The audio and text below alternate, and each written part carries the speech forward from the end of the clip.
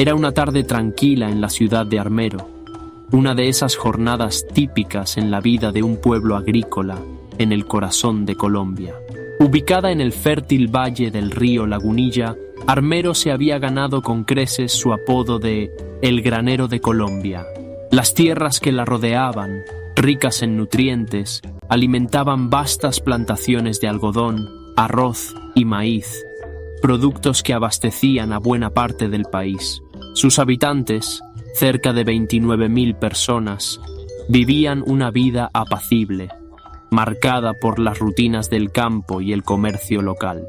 Todo parecía indicar que seguiría siendo así por mucho tiempo, pero a tan solo 50 kilómetros al norte, una fuerza implacable e impredecible se gestaba bajo el Nevado del Ruiz. El Nevado del Ruiz, un volcán imponente que dormía en la cordillera central de los Andes colombianos, se erigía como una presencia majestuosa, pero aparentemente inofensiva. Era un paisaje que los habitantes de Armero conocían bien y habían aprendido a admirar. Sin embargo, pocos sabían que bajo su cumbre cubierta de glaciares, el volcán llevaba siglos acumulando la energía suficiente para desatar una catástrofe. Para la mayoría, la posibilidad de que el Nevado del Ruiz pudiera despertar era simplemente una especulación lejana, algo que nunca se creía que pudiera pasar en sus vidas. Después de todo, la última gran erupción había ocurrido en 1845, más de 140 años antes. Para los habitantes de Armero, el volcán era una parte inmutable del paisaje, una presencia distante y silenciosa. Sin embargo, a principios de 1985, comenzaron a ocurrir cosas inusuales. El volcán empezó a emitir gases y cenizas, y los geólogos que monitoreaban la actividad notaron pequeños temblores en la región. Los expertos de Ingeominas, el instituto encargado de estudiar la actividad sísmica y volcánica en Colombia, comenzaron a emitir advertencias.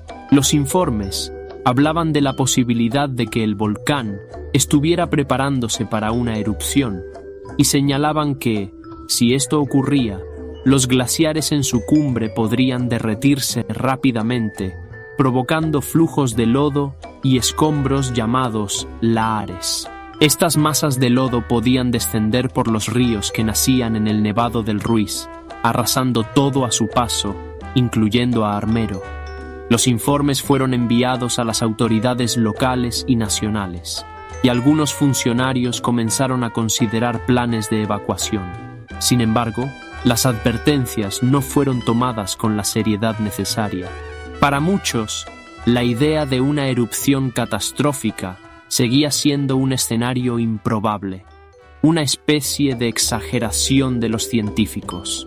Las autoridades locales, con recursos limitados y una escasa capacidad para gestionar una evacuación masiva, no lograron implementar medidas preventivas efectivas. La ciudad continuó su vida cotidiana, con sus habitantes completamente ajenos a la inminente tragedia que los acechaba. El 13 de noviembre de 1985, el Nevado del Ruiz finalmente despertó. A las 3:00 p.m., el volcán comenzó a emitir una columna de gases y cenizas que alcanzó varios kilómetros de altura. La actividad volcánica se intensificó a lo largo de la tarde, y alrededor de las 7:00 p.m., el calor generado por la erupción provocó el deshielo de los glaciares en la cumbre del Ruiz. Este deshielo desencadenó una serie de lahares que comenzaron a descender rápidamente por los valles aledaños, siguiendo el cauce de los ríos. Uno de los lahares más devastadores viajó por el río Lagunilla, dirigiéndose directamente hacia Armero. A las 11:30 p.m., la primera oleada de lodo llegó a la ciudad. La oscuridad de la noche ocultaba la magnitud del desastre que se avecinaba. Muchos habitantes de Armero ya estaban dormidos, sin saber que la muerte se acercaba rápidamente en forma de una avalancha de lodo, rocas y escombros.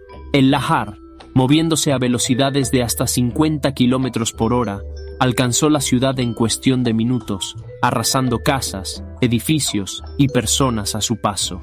Los gritos de horror se mezclaban con el rugido del lodo, mientras familias enteras eran sepultadas bajo toneladas de barro.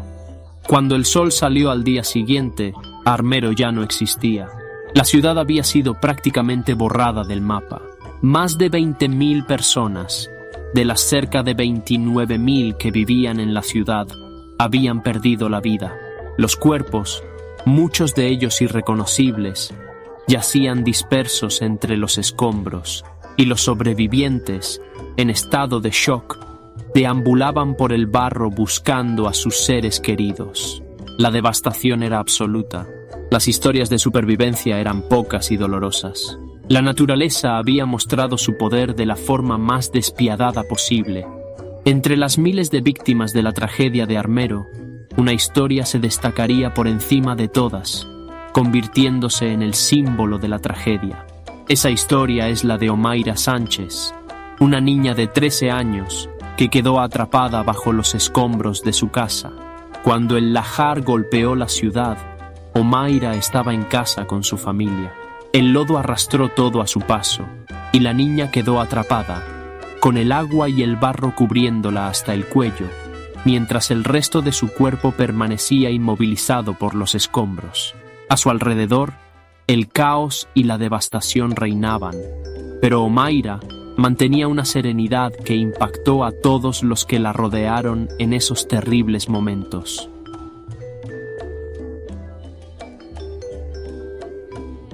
Los equipos de rescate llegaron rápidamente al lugar donde Omaira estaba atrapada.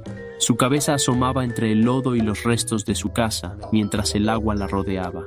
Los rescatistas intentaron de todas las formas posibles liberarla, pero cada vez que intentaban mover los escombros, el nivel del agua subía, poniendo en riesgo su vida.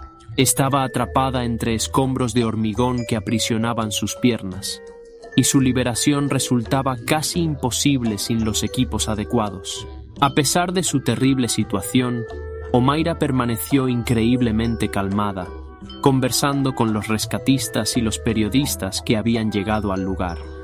Durante 3 días, Omaira luchó por su vida, con su cuerpo atrapado bajo el agua y el lodo. Los rescatistas hicieron lo posible por mantenerla con vida, proporcionándole agua y alimentos, pero sabían que su situación era crítica. La mirada de Omaira, capturada por el fotógrafo francés Franck Fournier, conmocionó al mundo. En la imagen, Omaira aparece con los ojos abiertos, serena, con una expresión de aceptación ante su destino. La foto fue publicada en medios internacionales y se convirtió en el rostro de la tragedia de Armero. A pesar de los esfuerzos, la salud de Omaira comenzó a deteriorarse rápidamente. El agua fría y la presión de los escombros comenzaron a afectar su cuerpo, y después de 60 horas de lucha, Omaira murió el 16 de noviembre de 1985, a causa de la gangrena y la hipotermia. Su muerte, presenciada por miles a través de los medios de comunicación, fue un momento desgarrador. Omaira se convirtió en un símbolo de la impotencia y la desesperación, pero también de la dignidad humana frente al sufrimiento.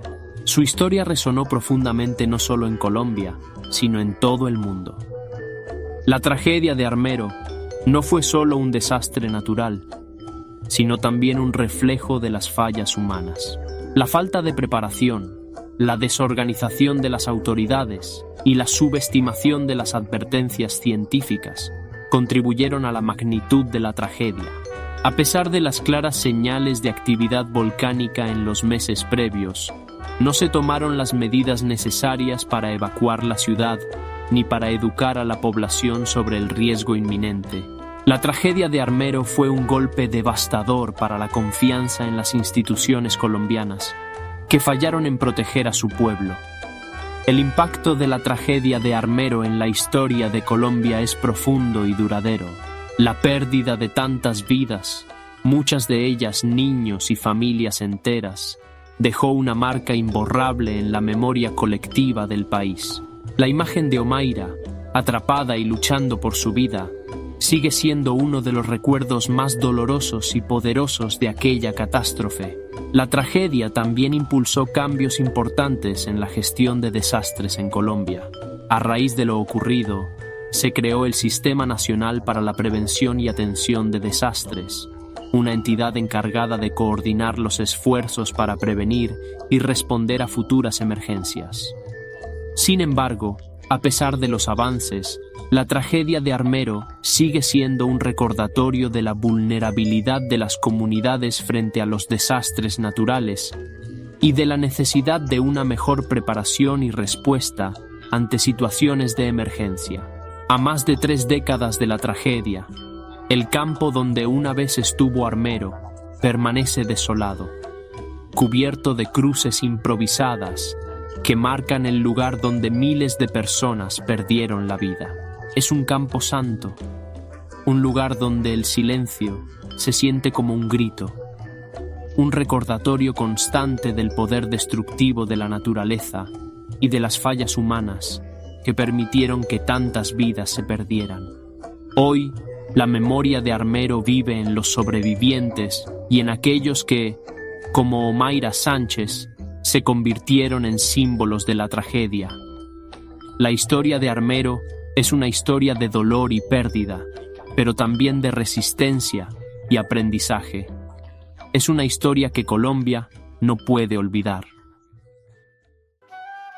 La tragedia de Armero es un doloroso recordatorio de la fragilidad humana ante las fuerzas implacables de la naturaleza y de la necesidad urgente de escuchar las advertencias del pasado. Más allá de la devastación material, lo que perdura son las vidas que se apagaron en aquella fatídica noche de noviembre de 1985. Vidas de hombres, mujeres, niños y familias enteras que, sin saberlo, enfrentaron su último amanecer. Cada una de esas personas dejó una huella imborrable en la historia de Colombia, un país que sigue aprendiendo de su dolor para proteger a las futuras generaciones. Honramos su memoria al recordarlos no solo como víctimas, sino como seres humanos que nos invitan a reflexionar sobre la importancia de la prevención, la preparación y la compasión ante el sufrimiento ajeno. Que su legado sea siempre un llamado a la solidaridad y a la acción. Hasta la tristeza se baila. Arroz con huevo y mucha salsa. Si me despido no me dejan ir. Borracho profesional se va callado a dormir.